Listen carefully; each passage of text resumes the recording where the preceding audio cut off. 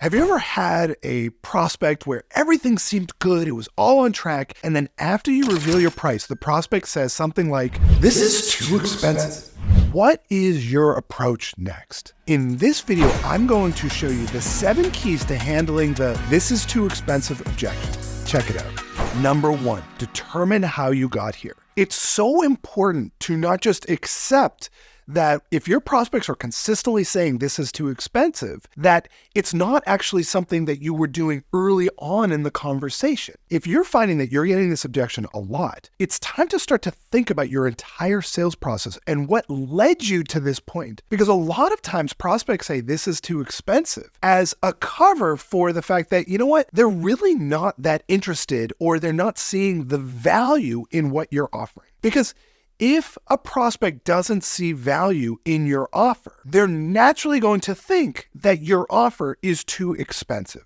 And so we really want to reassess our entire sales process and make sure that we're creating enough value that the prospect is likely to really see the value in our offering and is willing to pay the price that we are ultimately charging. Number 2, own your high price upfront. I'm going to take a wild guess that it doesn't make sense for you to be the Walmart of your industry. It's almost never the right strategy to try to be the lowest priced person in any industry. Because let's face it, the companies that are charging at the higher prices within their industry are making the most money. So as a salesperson, it always makes sense to be proud of the fact that you are higher priced than your competitors. The more you can proudly own your high price up front, the more congruent you're going to seem when ultimately your offer is more expensive inevitably than some of your competitors.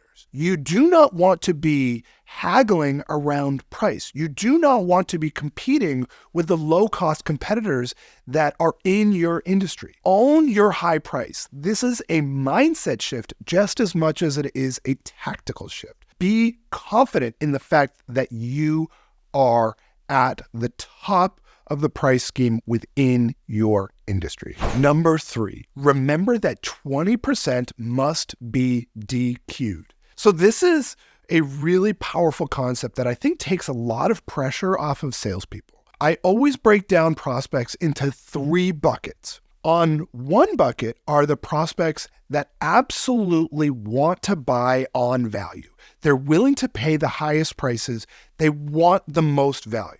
Those prospects are awesome. We love those people. Those are the people that are just consistently looking for the highest price solution to a problem that they're really facing. Those are your tier A prospects. Then the next bucket, which is the biggest bucket, which is about 60% of prospects out there, are kind of in the middle. They are willing to pay for value, but they also have to see that it's really there in order to justify the higher prices. That is the vast majority of prospects out there. Those are your kind of good prospects. You've really got to take them through a sales process to get them to see the value, but they're willing and able to see it. The final bucket is the bottom 20% of prospects out there that simply want the best price. These are the prospects that you must immediately disqualify as quickly as possible. You need to run away from those bottom 20% hagglers. You're never going to get them to see the value in investing more to solve the problem. So just recognize when you come across a prospect that just wants the best price, that is not going to be your prospect. Just disqualify and move on. Number 4, slow it down. This is where we start to really get into the tactics of how to deal with the objection that this is too expensive. The first thing we want to do is simply slow down the conversation as soon as we hear this objection. Because most salespeople, as soon as they hear that objection, immediately go into a 7-minute tirade about, how their offering is the best and that they can't get a better value anywhere else and all this silly stuff that your prospect absolutely doesn't care about. So what we want to do is always, anytime we get an objection, slow down the conversation. Take a pause. So the prospect says, this is too expensive. Pause, a 4 count in your head. 1, 2, 3, 4. This just gives some time, A, for you to just collect yourself, and B, to really just demonstrate that you're taking in what they're saying. Slow it down. Number 5, Ask what prompts you to say that. The first thing we did is we heard the objection and then we slowed it down. Now it's time to turn it back onto them. We don't have time to get into like the entire process of handling any objection, but we want to come back with some version of what prompts you to say that. So we're not responding with a specific discount or some justification of our price. Instead, we might say something like, I really appreciate your saying that. What prompts you to say that? And what we want to do is listen.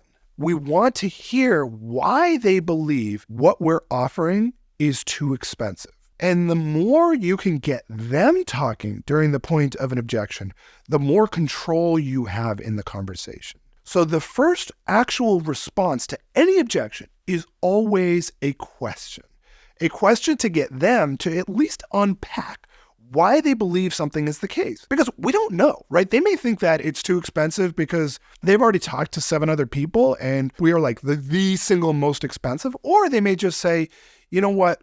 I don't have enough budget, but if there were a way to cut it out, I could do this. Or maybe they're just responding to that reflexively, right? We don't know. So we want to understand exactly what prompts them to say that in the first place. Number 6, dig.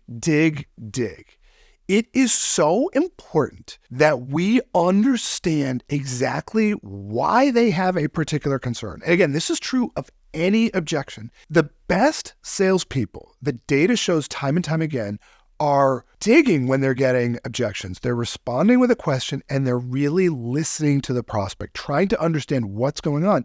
And what you find is that the better you get at digging into the prospect's objection, the more you'll find that the prospect actually, after they kind of talk it out, they realize that, actually, I do see why there's value here, or I do see why the fee is what it is. The more you dig, the less likely you are to actually have to ultimately really even respond to the objection in the first place. But even if you do have to respond to the objection, now you are armed with a real understanding of why they feel the way they do about what it was that they just said. Number 7. Can I throw some ideas at you? This is one of the most powerful transitions when it comes to handling an objection, where you are getting permission from them to share some ideas that could potentially solve this issue for them. And so it's, again, really important during the digging phase to understand, is this a condition that actually has to be solved? Or was this just some kind of a cover for the fact that they didn't see value? Or was this something that is just really, they almost felt like they just had to kind of get it off their chest? You don't know until you dig. But once you start to understand what it is, maybe it's an issue of payment plans. Maybe it's an issue that they didn't see enough value in the offering, and maybe there's something else that you could offer to kind of sweeten the pot. Maybe it's dead in the water, right? But what you want to do is you want to start with getting permission of, can I throw some ideas at you? And now we're in the position of thinking creatively about some ideas that might help solve that issue. And so what we're doing is we're not kind of fully committing to whatever it is we're saying. We're just kind of throwing some ideas and it's making it a collective conversation. When you do that, now you're kind of getting permission to come up with a couple of ideas that might actually solve this and get you to a closed sale. So there are 7 keys to handling the "this is too expensive" objection. And if you enjoyed this video, then I have an amazing free training on the step-by-step formula to closing more deals. Just click right here to get registered instantly. Seriously, just click right here. This is an in-depth training that will help you close more deals at higher prices, all while generating more meetings. Also, if you got some value, please like this video below on YouTube and be sure to subscribe to my channel by clicking my face, which should be right about here, to get access to a new video just like this one each week.